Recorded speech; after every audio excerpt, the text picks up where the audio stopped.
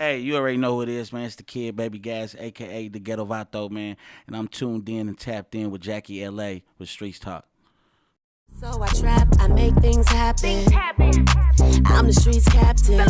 Cause the streets talking, I speak the real. Ain't no capping. I hustle, I trap, I make things happen. Really from the best side. I really from the west side. You know we don't play right. You need half up front and the rest on the back end. Everything negotiable, go on and tap in. This game is all about relationships, any form of Quattros. Hey, what's good, baby? It's your girl Jackie LA, and you are now tuned in to Streets Talking. I got my boy from East Oakland in the motherfucking building. What's good, baby? Yo, you already know who it is, man. It's the motherfucking kid, man. Gas, aka the Ghetto Vato. What's going on, man? Talk to me. Shit, I'm gonna talk to you nice. Come on. Baby Gas in the motherfucking building. You came down to LA to rock with me. Yes. I fuck with Yes. you. I fuck with you. You brought your whole team in the motherfucking building. They took all my chairs and shit. You know what I'm saying? I was playing. This Anyway, ain't even all of us either. I like the energy that y'all have.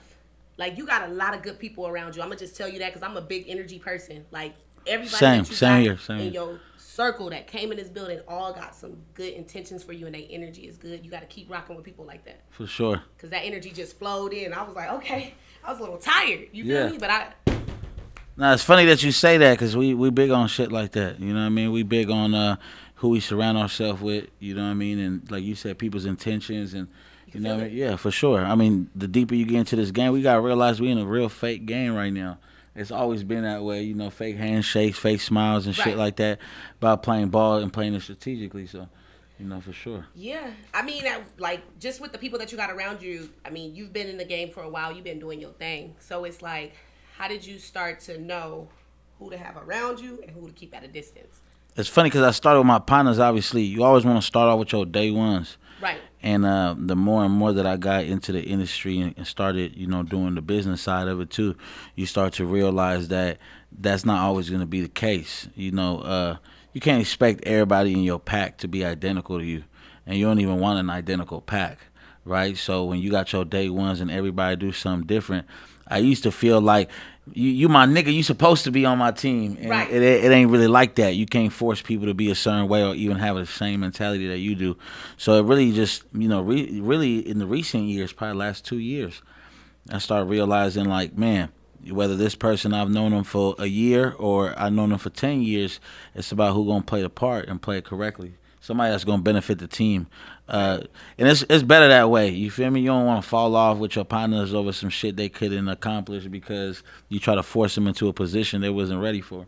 Right. You know what I mean? So yeah, I'll say like the last 2 years. You know, and I ain't done yet. I'm still searching for the rest of the team, but we got a solid squad so far. You ain't searching. What's going to happen is you're going to continue to elevate, and the proper people is just going to align with you and what you got going on. And that's just Shit, put it in them words then. But yeah, that's just what it is. yeah, what but she said for sure. No, it's true because sometimes, like, when you say searching, it's like you don't believe that you already attracting. Yeah. Sometimes Keep my eyes open. That's what you know. Really. Right. And then also what I want to like chime in on as far as like the team and stuff. This is just, you can just think about it. Sometimes you might have the right person. You might just gotta probably kind of bring it out of them. They don't even know their strengths. Correct. So with building a team, I always look at it like you gotta know the weaknesses and strengths of your team. Correct. And learn how to make everybody on that motherfucker Yeah, a winner. for sure. You know? For sure. Yeah. But on the other side of that token though, you gotta want for yourself before facts. other people can help you. You know what I mean? Big So facts. obviously, you know, we have that type of mentality like nobody get left behind. But if you don't want to get up and move, I mean, we can't force you. Right.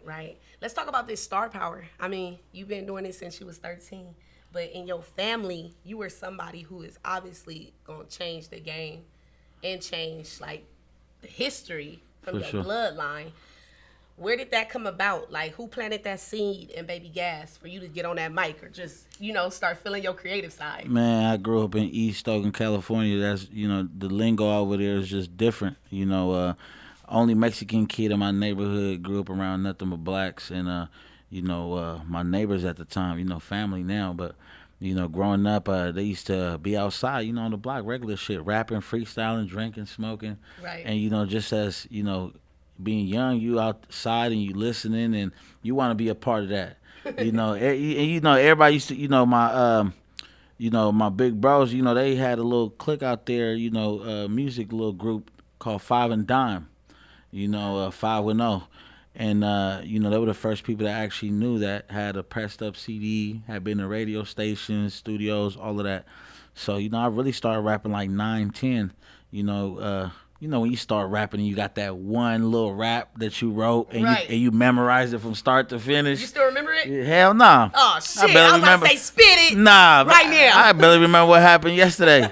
But nah, for real though. Like, once it kind of it started becoming, therapy. The more older that we got, you know what I mean. That was a way of kind of like getting up out the streets mentally and shit like that. And man, it just evolved and shit. You know what I mean. We here now. You know what I mean. And yeah, you're right. It's a big pressure on me. A lot of people depending on me, my team, my family. And there's a lot of sacrifices that we made, growing up. We didn't finish high school, don't got the type of education that other people got as far as books go and, the technical shit, you know what I mean? But, so this is all we got, bro. It's like, I think to myself, there ain't no plan B. You know what I mean? This got to work. You know what I mean? It will. And it's going to work. You just got to keep going. Yeah, Keep for going. sure. And I always tell people, don't look to the left, don't look to the right, don't look behind you, just keep looking straight. You got to keep looking straight with your family, because like people, let's just say like the stereotype of Mexican American families is hard work. They very hard on work, Yeah. and taking care of your family. For you to step out and be the one like, I'm rapping. Like, what was your feedback from your family? Like, is this something they supported, or was like they looking down upon, or did they try to convince you out of it? Well, at first, like you said, it was the typical, even moms, like, when I was young, I used to ask for money for studio time. And Right. but when I started rapping, it wasn't like no accessible studios like you have now, where it's 25 an hour, 30 an hour. Like, they was charging like a minimum of like 100. And it was a 2-hour minimum, I remember. So I was technically asking my mom for $200 at a time. Back in the day, I mean, we come from the hood. We ain't. She $200. Yeah, for real. We Hell get no. niggas was getting like $10 to $20 allowance. You feel me? So at first, it was kind of like, why you doing this, and why am I even spending this amount of money on you? And my family would say the same thing, like, when you gonna get a real job and shit like that. And I used to always tell my family, like, man, it's a real job. Right. Like, it's a real job. And it wasn't until they started seeing the shit, because they didn't believe me. They started accomplishing, I started accomplishing shit, and, they'll come around me and they noticed that, I was always at home chilling, or I was always out having fun, but I had money. Right. They'll come to, they come to my house, and how the fuck this nigga get a big house and he ain't got no real job? Right. Nigga, I'm an artist. You feel me? Right. It's a real job. So once they started seeing like what I was able to start affording for my family and the way I take care of my family now, they finally realized, like, they still don't know how I do it or how it's done or how you even get paid doing it. They just know that it really pay you. Right. You know what I mean? And even moms too. Like, moms was recently down here in L.A. I put a billboard over there on Fairfax. Okay. You know what I mean? Come on, we had to do it right. So I put a billboard on Fairfax. My mom stopped by and seen that shit. And I remember back in 2009, I dropped my album, Ghetto Vato. I put 24 billboards up in East Oakland. Damn. all over, double-sided. You was applying hella pressure. Yeah, for sure. And I remember Moms was living out of state, so I sent her a picture. And then she said, what is that? I said, it's my billboards. She was like, I thought that was like a picture that you made on like one of them apps. Oh, shit. That you could just replace the billboard picture with an actual picture. And I'm like, nah, like, this is it. And it wasn't until she seen it in person, like, she sat there like, obviously, being from El Salvador, because my mom's Salvadorian, pops is Mexican. So being from El Salvador, they ain't used to that shit. So, to pull up, see your son on a billboard. Right, that's big. You know she was on Facebook Live. Oh, shit. My baby. Hey, Yeah. hey, my baby. Yeah, for sure. Flexing on the whole family back home. Right. And, you know what I mean? This is my son on the billboard. And, here, hold the phone for me, so they know it ain't Photoshop, get me in the frame. Like, she was doing the most. And it's dope that, finally, you could turn the non-believers into believers.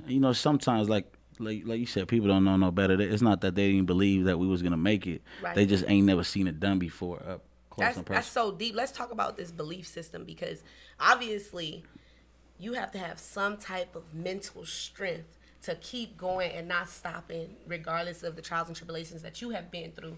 But for you to keep going and your family really not, like for your mom, like she like, oh, I thought you took a picture, and that comes from a self-doubt. But at the end of the day, how did you continue to push forward? Well, because I was the only one seeing the results, and I was aware of what the results were going to do for me in the future. Right. So like, I remember when I first started rapping, we had one of them old school computers. Like this before the computers was skinny and shit, fat ass desktop, and it had a microphone at the top of the Right. At the top of the computer, and you used to have the little separate speakers on each side. I used to play instrumental, put it to next to my mouth, and I used to rap to the mic so it could be leveled out, beat and mic. My mom used to always walk by, what the fuck you doing?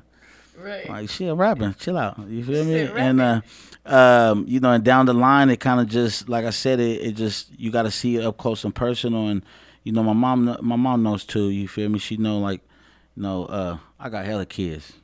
First and foremost. So when my mom sees me like actually doing my thing and being able to provide for my kids and my family, and she like, how the fuck this nigga do it? And she finally realized like, that's what it is. When you say hella kids, what's hella kids? Like 5.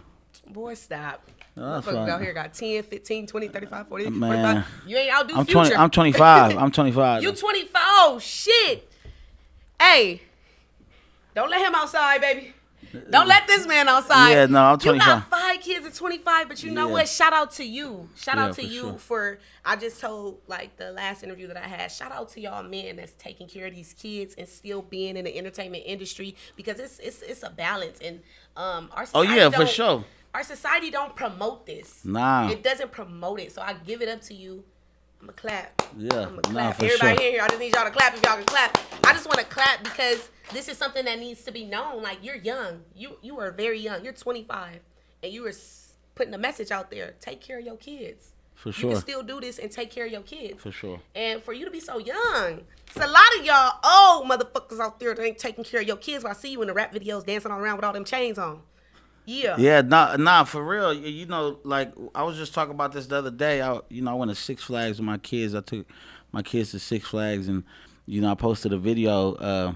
I got inside them little fucking teacups with my daughter and shit. Looked hella motherfucking big. Looked like a big ass sugar cube in that motherfucker. You feel me? And Right. people was like, even my mom's asked me like, "You don't be embarrassed?" What the fuck am I gonna be embarrassed? I'm my only purpose now, ever since I had my first kid, is to be there only for my kids. Right. Nobody's opinion matters but my kids. You feel me? So I ain't the type of person, I don't give a fuck how goofy I look, how funny I look. You feel me? My kids is having the time of their life. And that's why we even do this rap shit. You know what I mean? I could have chose any type of fucking career I wanted to, but I felt like, this shit was already written for me. And I'm blessed now because I get to spend, a certain amount of time with my kids and bond with my kids in a certain manner, rather than being like that hard working 9-to-5 person Right. that, can't get enough time for their kids. You leave early in the morning, you start at 9 in the morning, you get out at 5, you still, hella traffic, you get home, you still got to cook for your kids. There's barely any time for the actual one-on-one. You know what I mean? So like, this is, one of the biggest blessings, to be able to provide for my kids. And the shit fun, bro. I don't know about anybody else, but I be having fun as fuck. Like, we grew up hella fast when we was kids. So my kids are my excuse to be a kid again. Right. That's hella deep. So let's talk about it. You got your whole career going on. You making a lot of noise in the streets. From the Bay to LA. For sure. You just dropped a fire-ass project, Street Vendor, which we about to get into, and I kind of want to break down some of the songs with you. Yeah. That I found was some of my favorites. I just want to say I love how you incorporated your Latin side and your American side on this project, because you put a mix. It's a mix in there. We got the rap, we got the hip-hop, and then we got some Spanish. You feel For me? sure. And I love that. Like I said, Dos Colombianas is one of my favorite records. Yeah. And I was telling you earlier, I didn't even understand what the fuck y'all was saying. majority of the song, but I'm like, I like this shit. Like I literally played that at least 4 times. You know what I'm saying? 3 or 4 times. Yeah, I kept for playing sure. it. And it's dope that you incorporate that, you know, in your music, because you still have to realize you have this side of fans and you have this side of fans, and it Correct. brings them together. Correct. On your project, and it shows your versatility. Yeah, correct. Which is really dope. Yeah, for sure. And you know, I was just trying to push the message as far as like where I come from as an individual. You know, I don't come from. You know, I was just recently speaking about this. Like, I don't come from like a all Mexican neighborhood. Right. You know what I mean? So I don't think like people that do. You know what I mean? I come from, like I said, where my neighborhood was real diverse. You know, it was majority blacks. You know, me the only Mexican. You know, we had a couple Asians around the corner. You know, we got you know, people from the Middle East. You know, same thing in the mix. Polynesians. You know what I mean? All the islanders and shit. Like, yeah, you know, so it's just different. You know what I mean? And you know, like I said, it goes back to my personal day-to-day life. Like, you know, my kids is mixed. You know, yeah, some of my kids is mixed. So it's like, you know, certain conversations you can't include me in, because I'm not gonna give you the full 100% Latino everything answer. Right. You know, because it's just not in my blood. You know what I mean? It's like, this is what I stand for. You know, just think about how I look from my perspective to my kids. My kids is mixed with black.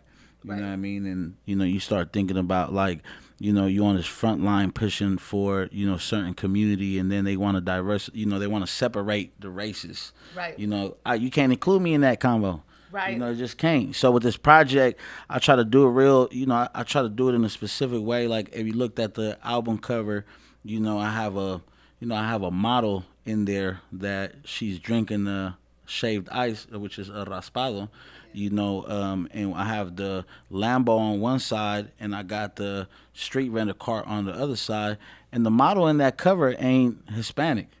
You feel me? So it was a message the whole time. You know what I mean? So it was really black and brown from start to finish. It's unity. You know what I mean? So, like I said, certain conversations like that, though, you know, people ain't ready for. So, how do you feel like being like considered a Mexican American and breaking that barrier into this hip hop culture? Do you feel pressured, or do you feel like you got this? No, I got this. Just because, at least where I come from, you know, I was one of the first few, you know, that, you know, was on the front line for this music shit for our people. Right. You know what I mean? We were one of the early ones that, you know, got all the bullshit, all the backlash and shit like that. Like, you know, Mexicans shouldn't be rapping, or, you know, this is a black folks game, and you know what I mean? And at the end of the day, it is, right? You know, and that's what it really comes down to, is first and foremost knowing the truth. But like I said, I come from that. You know, we was raised on each other's cultures. So hip hop was a big thing to me. Right. You know what I mean? So, you know, kind of coming up, I just got back from New York, same thing with them. You know, the Dominicans and the Puerto Ricans was real involved in the upbringing of hip hop. You know what I mean? So at the end of the day, that unity been there. It's just little situations and events that start to separate people, you know, and shit like that. And we end up in certain situations where they expect us not to rock together. It's colorism. I feel like we need to like eliminate colorism. I shouldn't be looking at you like, oh, you this or you that. You know what I'm saying? We just really need to fuck with people for who they are. Yeah, and when you say colorism, you say like, you know, people's skin tone, like people being separated. Like we really like, it's been brainwashed in us since we was kids. Like we can go back when we were in elementary. You notice they got the chapter with the chapters with the Africans, and then they teach us at a young age like these people were slaves. Correct. You know what I mean? Just think about what's installed in our head at that young age. Correct. Like, you're already dividing these kids. Correct. When they do that, like third grade, y'all? Y'all can help me. I think it's around like third grade. Yeah. So just think, at third grade, you're already telling these kids, those people that color, they were slaves. So what do you give the other kids? Like, well, we ain't slaves, or you know what I'm saying? So I feel like we just got to kind of eliminate that. Like, I really suggest all y'all out there to unlearn and relearn. Like how you said, like, we got to know the truth. Like, just unlearn and relearn. Like, we got to stop it, because I'm big on unity. I don't really look at people by the color of their skin. Well, it really depends how you look at it, because, you know, it's a whole separate conversation, but you got the Afro-Latino community. Yeah. You know what I mean? So, once again, like, we always meet again. You know what I mean? So, you know, I got people that are, like, from Panama, you know, Cuba, whatever it is, that are, you know, black. Skin tone, you know, they dark like like your typical black person, but they speak Spanish. So you got to understand, like, this is a Latino and still has to live through the struggles of a black man, though. Right. You feel me? Like, that's what the conversation that people ain't ready for. They not ready for it, but at the end of the day, we all won. Street vendor out. I want to get into street vendor. Let's get it. I want to talk about, let's get into it. I listened to all the songs. Some songs that did stand out to me was Dos Colombianas featuring Rockadoon. Yeah. And Jackiie. Jackiie, yeah. I said it right. Yeah. Yeah. Okay. I really like that record. Okay. Like, a lot. It was just the vibration of the energy that it gave me. I was like, okay, this shit slap. Like, this shit slap. And then another one was Quattros featuring Paul Wall. And is it Crystal Poppin'? Yeah, Crystal Poppin'. Crystal Poppin'. Yeah. I noted that one that I really loved that record. Yeah. Like, I even loved her energy on there. And Yeah, she came with it, huh? She came with it. Yeah. And then I love the fact that you guys did y'all twist to this record. You know sure. what I mean? And that's love to Paul Wall, like, to even do that. How did you collaborate with him to get him on this project? I lived in Houston for about 3-4 years. Okay. So we knew each other personally through mutual friends and shit like that. And I'm real, I just, I got hella partners, I got hella friends and shit that I don't ever just sit there and ask. Like, I ain't the type of person just because, like, I befriend you, I'm just gonna automatically be like, yo, let's get it in. Right. You know what I mean? Nah, it was just one of them things that, I knew Paul for about like 4 or 5 years before the record came about. And it just happened to be one of them things where it's like, yo, I got this record. I need you on it, bro. Like, It's only right. It's the old school still tipping and you one of the original artists on there. I need that. You feel me? And he's like, I got you. So, it was just automatic. You feel me? And that's all my features. I ain't Relationships. never paid for a feature in my life. None of that. You know what I mean? Like, it's all organic. You know what I mean? For real. How important do you think it is for artists that's upcoming or just in the game to build on solid foundations and have solid relationships with people? Real important. And stop always wanting something. Right. You know what I mean? Like, you got to understand that, the relationship is way more important and more valuable than what this person could give you temporarily. And when I say that, it's like, you bump into somebody, you befriend somebody that got a clothing line. Yo, what's up with some clothes? You know what I mean? You meet a artist that's lightweight popping. Yo, what's up with a verse? Right. You meet somebody that does videos. Yo, what's good with a video? When you could really just lock in and, see wherever that relationship goes. For all y'all might be fucking best friends and that shit will just come mandatory automatically. You know what I mean? But people just step up to the plate automatically just wanting something. Can I have this? Can I have this? And that's the wrong way to go. And this game, you got to kind of give way more than you receive. And then Lost in My Jury featuring CB and Marie Taylor. That's my favorite song. Okay, so I took my notes. I was going through the whole album last night. Some I was playing back. But that song right there, I marked it. You see it. Favorite. That's my favorite off of Street Vendor. Honestly. What you like about it? It's the melody and the tone. Like, it's something different from all the songs that I've listened to. It just gave me a different delivery. You know what I'm saying? And then also kind of like the message. It's just like, I feel like sometimes in life, like, we don't even know what we do get ourselves into, but we base a lot of things around materialistic things. Sure. You know what I'm saying? And sometimes, I mean, shit, either you gonna build on it or you gonna fall from it. Yeah, you feel for me? sure. And I don't know, it catered to my soul, basically.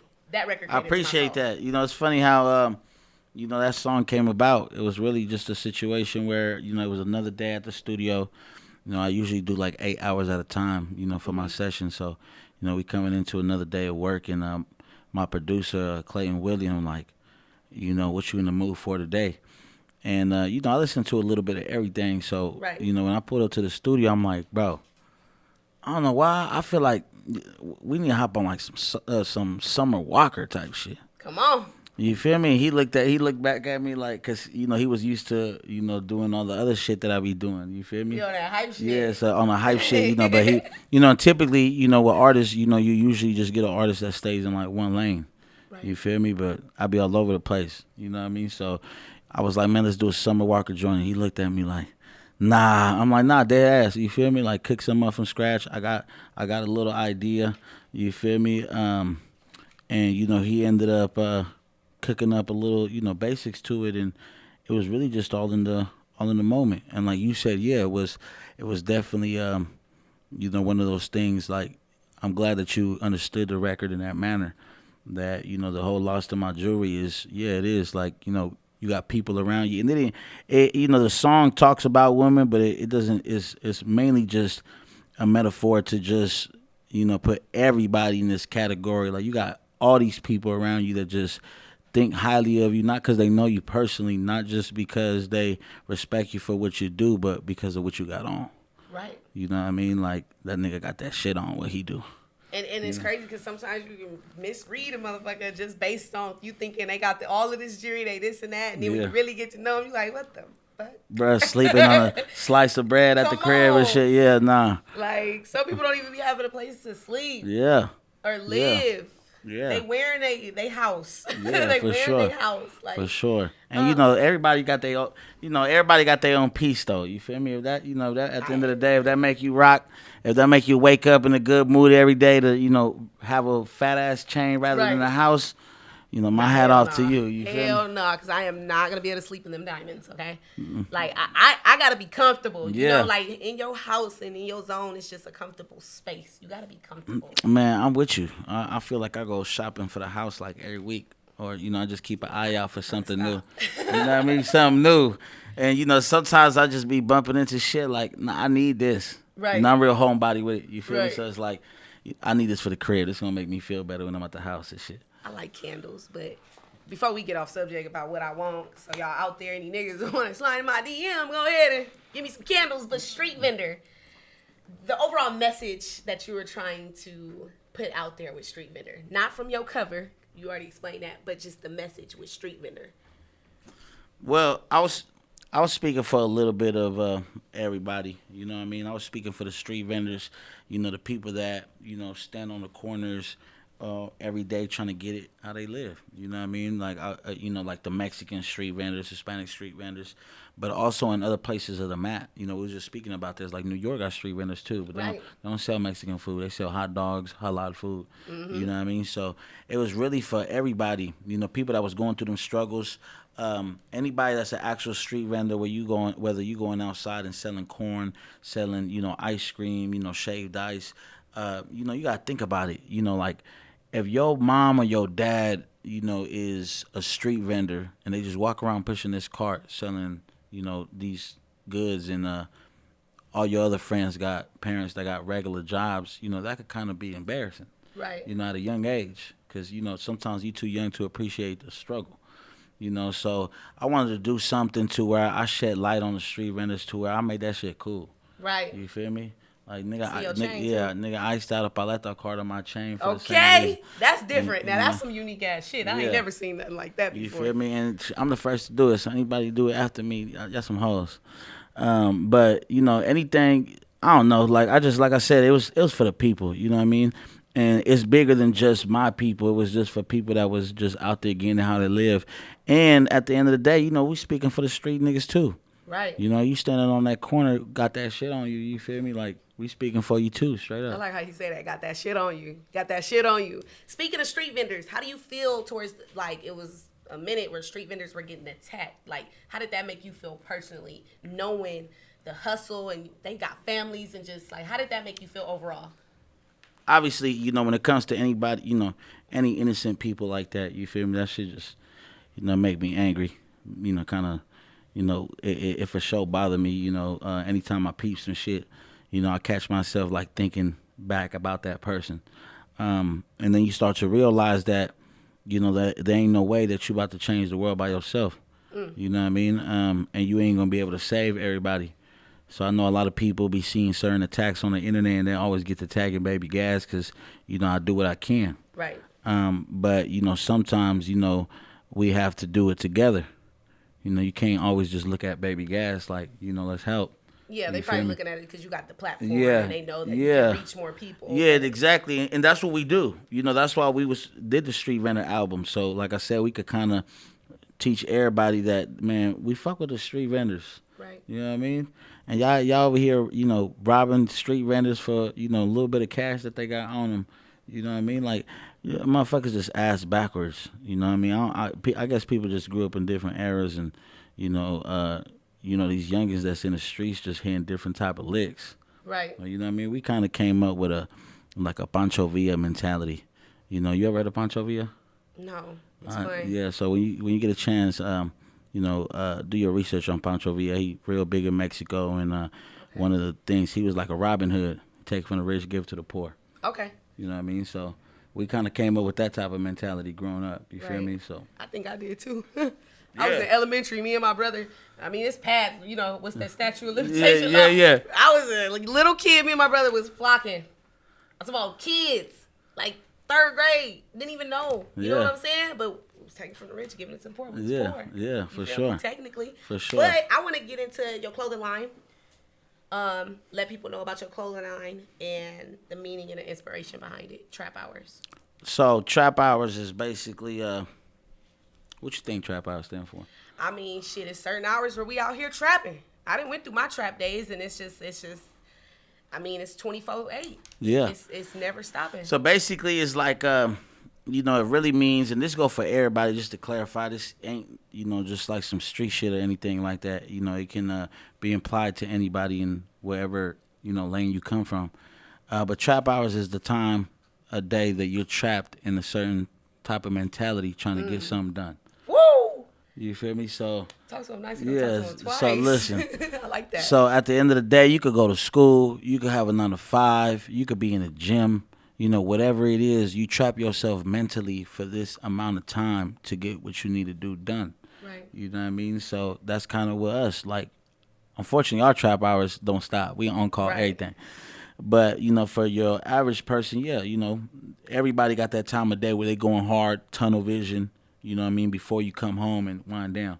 You know what I mean? So, yeah, Trap Hours is, like I said, it's for the hustlers. It's for the hustlers. How you out there getting your issue, how you finding your balance, how you balancing yourself out. It's for the hustlers. Street Vendor out right now. I need all of y'all to make sure y'all tap in with Street Vendor by my boy Baby Gas. But before we leave, I got a little game that you want to play. And then you can go on and get up out of here. I know it's a little hot in this room, but you sit next to the hottest. But listen, so this game, I'm going to name 3 streets. And then I'm going to name 3 names. You got 15 seconds to drop a bar, utilizing the street and the name of the person that I named. Are you ready? All right, come on. All right. Crenshaw and Black China. Crenshaw and Black China. Sheesh, you fucked me up with that one. I ain't gonna lie, you gotta give me another one. Okay. Fuck that, you gotta give me another one. Okay, this is my first time on the show. Don't do me like that. Come on, all right. San Leandro and Kylie Jenner. San Leandro and Kylie Jenner. You feel me? I'm in the whip riding down San Leandro. I need a new bitch look like Kylie Jenner, and I come out with the new whip and this new stick. I'll probably get her. You feel me? So, hey! Okay. Okay. I got one more street, and we gonna go. Let's. Oh shit! I thought it was a one-time thing. I said 3 streets, 3 names: Figueroa and Megan Thee Stallion. Figueroa and Meg Thee Stallion. See, damn, you caught me at a high moment. All right, say it again, one more time. Figueroa and Megan Thee Stallion. Figueroa and Meg Thee Stallion. Sheesh, yeah, I'm stuck on that one. Figueroa and Meg Thee Stallion. Yeah. Damn. Nah, where the buzzer? Where the buzzer? Hey, what's sure. up, y'all? Thank y'all for tuning in. It's your girl, Jackiie LA. We out here on Streets Talk. I got my boy Baby Gas in the building. Before we leave, it's one thing you can say for the streets, and we out. Anything? Fuck with me. You feel me? Follow me. Instagram at BabyGas, BabyGas. I appreciate you for having me. Thank you. You feel me? Make sure you keep the streets on fire. Make sure you keep the same shit you got going on, because you know how many people be sleeping on the streets. Come on. I mean? We make the motherfucking world go around. You feel me? What that shit say back there? Hey. Streets talk. Streets talking. We got our ears to it. You already know who it is. Y'all stay tuned. Street Vendor out right now, available on all platforms. Yeah.